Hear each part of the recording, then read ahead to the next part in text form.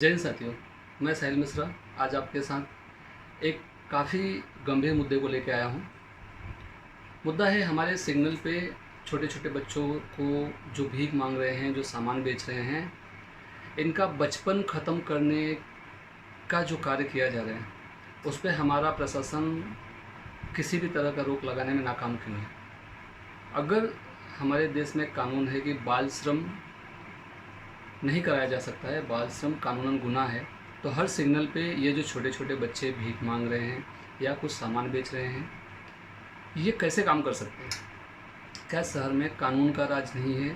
क्या इस शहर का जो प्रशासन है वो कुछ मुट्ठी भर गिरोह जो चलाने वाले लोग हैं उनके सामने बेबस हो चुका है? आप सब देख रहे होंगे कि जो भी हमारे ट्रैफिक सिग्नल्स हैं वहाँ पे जब भी आप रुकते हो तो अचानक से छोटे छोटे बच्चे, कुछ औरतें, कुछ बुजुर्ग भाग के आते हैं, या तो सामान बेचने के नाम पे आपसे 1 रुपये का सामान 5 रुपये 10 रुपये में लेने के लिए बोलते हैं। हम थोड़ा सा सहृदयता दिखाते हैं, सिंपैथी दिखाते हैं और उनसे सामान खरीद लेते हैं। ठीक है, चलो गरीब है, भीख नहीं मांग रहा है, सामान बेच रहा है। लेकिन कहीं ना कहीं हमारी भावनाओं के साथ खेला जा रहा है। ये जो लोग हैं जो इस तरह के बिजनेस कर रहे हैं, जो इस तरह का व्यवसाय कर रहे हैं, ये कहीं से छोटे बच्चों को चुरा के लाते हैं, किडनैप करके लाते हैं, या फिर किसी की मजबूरी का फ़ायदा उठाते हैं। कोई भी छोटा बच्चा अपना बचपन ख़त्म करना नहीं चाहेगा इन सिग्नल्स पे। कोई भी छोटा बच्चा जब हमें और आपको कार में घूमते हुए देखता है तो उसका यही सपना होता है कि वो भी बड़ा होके एक बड़ा आदमी बने, पढ़ा लिखा आदमी बने, अच्छी अच्छी गाड़ियों में घूमे, अच्छे कपड़े पहने, अच्छे लोगों के साथ रहे। कोई भी बच्चा ये नहीं चाहता है कि उस माहौल के जो लोग हैं, चरसी, गर्दुल्ले, नशेड़ी, गजड़ी, उन लोगों के साथ उनके जैसा रहना चाहे। लेकिन उसकी जो परिस्थिति है वो उसे उन लोगों के बीच में ही खड़ा करती है। यहाँ पे हमारा समाज का क्या कर्तव्य बनता है? हमारा समाज का कर्तव्य है कि हम ऐसे बच्चों को नोटिस करें, उनको मेन स्ट्रीम में लाएं, जो मुख्य धारा है उनमें लाएं, प्रशासन की मदद लें, प्रशासन से इस बारे में सवाल जवाब करें। मैं मेरे शहर की बात करूं तो हमारे शहर में मेरा भाईंदर में सड़कों पे आप जाएंगे तो सिग्नल्स पे आपको काफ़ी सारे बच्चे दिखेंगे। ऐसा लगता है कि हमारे शहर में जो पुलिस प्रशासन है या जो हमारे शहर का कानून है उसकी नज़र में सब चीज़ें आती नहीं हैं। उदाहरण के लिए मैं आपको एक वीडियो दिखाना चाहूँगा। कल फाउंटेन होटल पे मुझे एक छोटी बच्ची दिखी, पेन बेच रही थी। अचानक से मेरा माथा ठनका कि ये बच्ची एक्चुअली इतनी क्यूट थी कि मुझे लगा नहीं कि भीख मांगने या ये जो सड़क पे लोग रहते हैं उन लोगों के ग्रुप की होगी। मैं रुका, मैंने वहाँ पे कुछ 8-10 ट्रैफिक पुलिस वाले थे, उन लोगों से बात की। वहाँ पे एक 2 स्टार पुलिस वाले पाटिल साहब थे, मैंने उनसे बात किया कि सर ये छोटी बच्ची यहाँ पे सामान बेच रही है, गाड़ियों के आगे पीछे इधर उधर भाग रही है, इसके साथ कुछ दुर्घटना हो गई तो आप क्या करेंगे? ये कौन है, इसकी फैमिली कहाँ है, इसके पेरेंट्स कहाँ पे हैं? उन्होंने बोला कि उनको ऐसा कुछ पता नहीं है इस बारे में। जबकि वहाँ से 10-20 मीटर की दूरी पे सामने ही एक छोटा सा कोस्टल गार्ड पुलिस चौकी भी है, वहाँ पे भी पुलिस वाले बैठते हैं। ये पुलिस चौकी कासिमगा पुलिस चौकी के अंडर आती है। आज हमारे मेरा भाईंदर शहर में कमिश्नरेट बन चुका है, पुलिस आयुक्तालय बन चुका है। पुलिस आयुक्तालय जिस जगह पे है उसके 2-3 किलोमीटर के रेडियस में इस तरह के काम हो रहे हैं।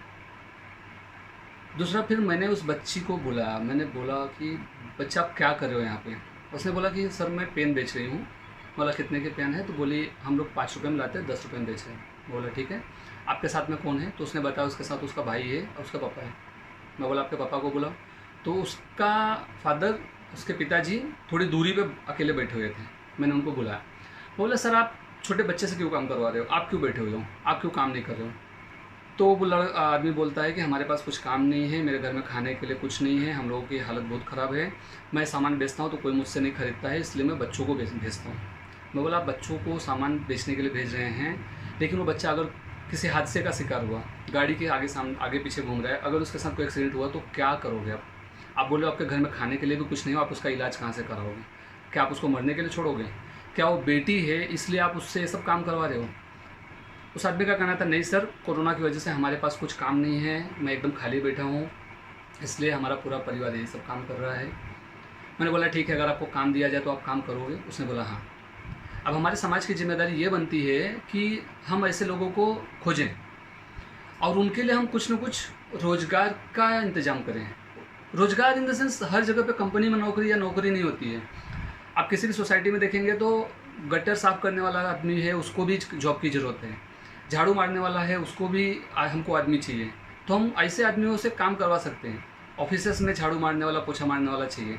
अगर ये आदमी 10 ऑफिस का झाड़ू पोछा मारने का काम करे तो महीने का 10,000 रुपये कमाएगा। इसके घर में ये सब करने की ज़रूरत नहीं पड़ेगी। उस बंदे से मैंने बात की, उसके जो पेन थे मैंने सारे खरीद लिए, उसको कुछ पैसे दे दिए। बोला आप जाइए, आज का आपका काम हो गया है, राशन का आपका इंतज़ाम हो गया है, मेरा नंबर लीजिए, कुछ खाने पीने की दिक्कत रहेगी तो मुझसे बात कीजिए, लेकिन बच्चे काम नहीं करेंगे। फिर आप सामने देखिए छोटे छोटे बच्चे, एक बच्चे का हाथ टूटा हुआ है, एक बच्चे की उम्र कुछ 10-12 साल है। बच्ची हॉस्टल में रहती थी, वहाँ से उसको बुलाया गया है। ठीक है, हमारा समाज उनके लिए कुछ न कुछ करेगा। सवाल ये है कि हमारा प्रशासन क्या कर रहा है। अगर बाल श्रम विरोध है, अगर बाल श्रम कानूनन गुनाह है, तो प्रशासन उसको लागू क्यों नहीं करवा पा रहा है। मैंने नज़दीकी पुलिस चौकी में इस बारे में कंप्लेन भी की। साहब ने बोला, पुलिस साहब कोऑपरेट किया। उन्होंने बोला कि हम आगे से ध्यान रखेंगे, छोटे बच्चे यहाँ पे कुछ सामान ना बेच पाएँ। अगर ऐसा कुछ होता है तो हम उन पर गुनाह दाखिल करेंगे।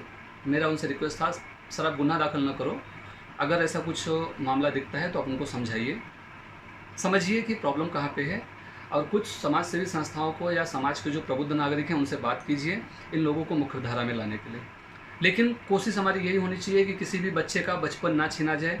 किसी भी बच्चे का जो उसका अधिकार है, एक बच्चे का जो अधिकार है, उसको अच्छी शिक्षा, भरपेट भोजन और एक अच्छा समाज, क्योंकि अच्छा समाज ही हमारे बच्चों को अच्छा बनाएगा और हमारे अच्छे बच्चे ही निकल के हमारे समाज को एक बेहतर समाज बनाने का संकल्प ले पाएंगे।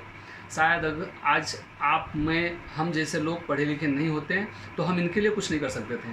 हम भी अगर उसी जगह पर रहते तो हम अपनी ही दुनिया में सिमट के रह जाते। तो हमारा पूरा फर्ज बनता है, एक जिम्मेदार नागरिक होने के नाते, एक इस राष्ट्र का बच्चा होने के नाते, बेटा होने के नाते, हमारे इस धरती का जो हम उपयोग कर रहे हैं, हमारे पे भी एक कर्ज है कि हम अपने साथ में रहने वाले लोगों का भी समर्थन करें।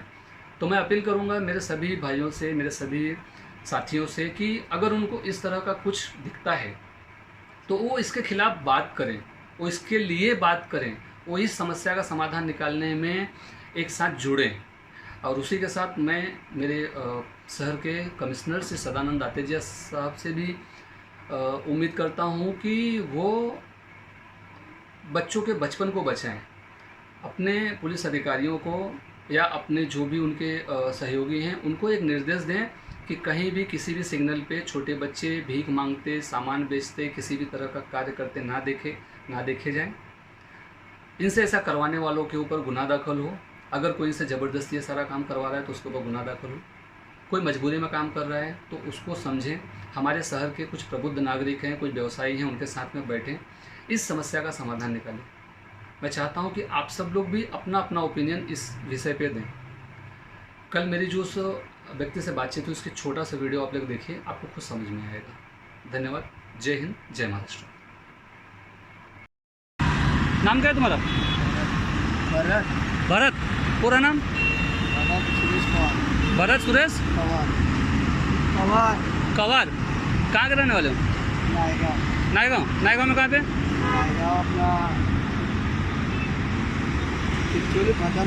चिंचोली पाटा पता है? हाँ। वहाँ से बच्ची का नाम क्या है? धर्मी। कौन सी क्लास में पढ़ती है? वो हॉस्टल में डाला है। कहाँ पे? ये अपना मुलुंड पता है? क्या नाम है हॉस्टल का? हॉस्टल नाम से मुलुंड।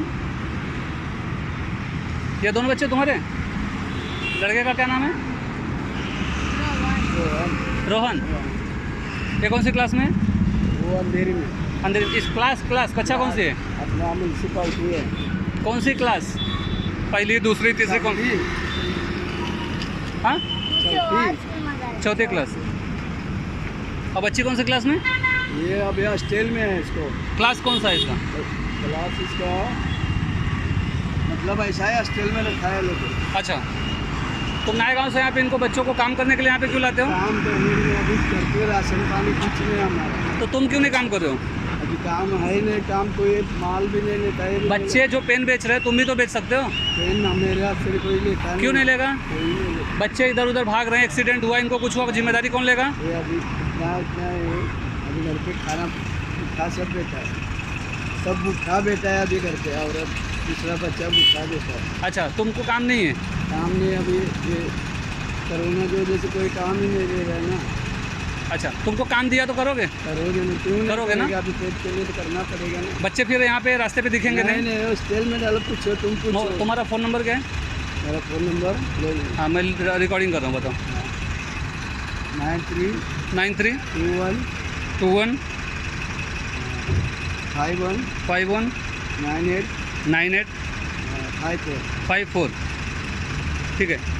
बच्चे काम पे आने नहीं चाहिए, तुमको शायद पता नहीं है कि बच्चों से काम कराना गुनाह है, मालूम है, और ये साहब लोगों के सामने ही तुम करवा रहे हो, ये साहब लोगों को भी प्रॉब्लम होगी। अभी हम लोग के घर पे गए, एक बच्चा, एक लड़का बीमार पड़ गया है, हाँ, छोटा वाला।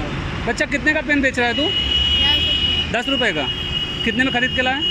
5 रुपये में ना? हाँ, 5 रुपये। कितनी पेन है तेरे पास? तेरे पास कितना है? 14, मतलब 140 रुपये, बराबर।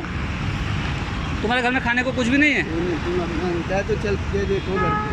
ठीक है, ये सारा पेन मुझे दे दो, मैं तुमको पैसे देता हूँ। काम होएगा तो चलो फिर हम मैं तुमको फ़ोन करता हूँ। हाँ, ठीक है, ये पकड़, पापा को रिकॉर्डिंग करते रहो।